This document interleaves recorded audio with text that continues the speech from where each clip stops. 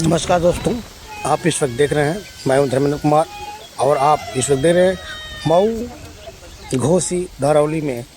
यहाँ पर आप देख रहे हैं जो गोल्ड मेडलिस्ट राज्य स्तरीय अध्यापक रामविलास भारती जी, जो अपने समय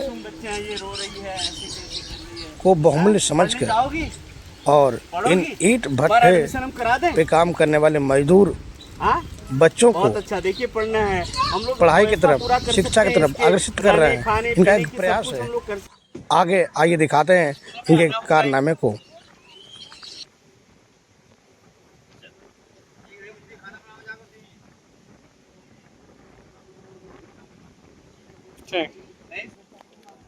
इनको मैंने बोला था एक बार कि वहाँ जाकर के एडमिशन कराएंगे, हो जाएगा, सारे बच्चों का एडमिशन हो जाएगा। जिस दिन भी आप हैं उस दिन आपको पढ़ाई करनी है। सबको कल से ले जाओ, ले जाइए और इनको पढ़ने दीजिए। अभी देखिए सारे बात रहते नहीं, इन बच्चों से काम नहीं कराना है।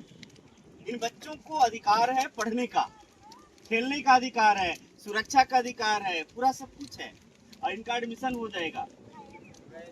और नहीं तो हम पूरा व्यवस्था कर रहे हैं ना पढ़ने की। आप यही रोज शाम को कुछ नहीं करिए, सबको इकट्ठा करिए और कुछ आप जो कुछ भी हम जान रहे हैं, ये कुछ पढ़ी है, तुम थोड़ी बहुत पढ़ी हो, ये भी नहीं पढ़ी, बताइए कितनी अच्छी बच्ची है।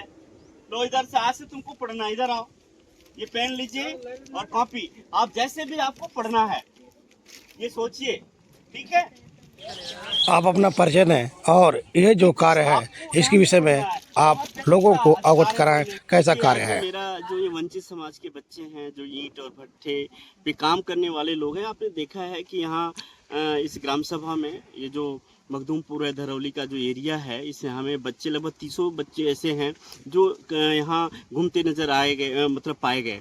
तो मेरा अपना ये मानना है कि हम एक एज ए शिक्षक की जिम्मेदारी के तौर पे एक सामाजिक नागरिक, एक बेहतर नागरिक बनने की दिशा में जो है कि एक कितना अच्छा काम किया जा सकता है इन बच्चों के जीवन को लेकर के। आपने इनके चेहरे को देखा, इसमें कितना शानदार इसमें प्रतिभा दिख रही है, लेकिन उसके बावजूद भी ये बच्चे यहाँ एक आर्थिक अभाव की स्थिति कह लीजिए, कमजोरी की वजह से जो ये बच्चे स्कूलों तक नहीं जा पा रहे हैं। मेरा अपना मानना है कि कम से कम इन बच्चों के लिए जितना भी हमारी क्षमता है हम इनके लिए कर सकें, कॉपी पेन से लगाए, जो भी हम व्यवस्था कर पा रहे हैं हम इनको करने की कोशिश कर रहे हैं।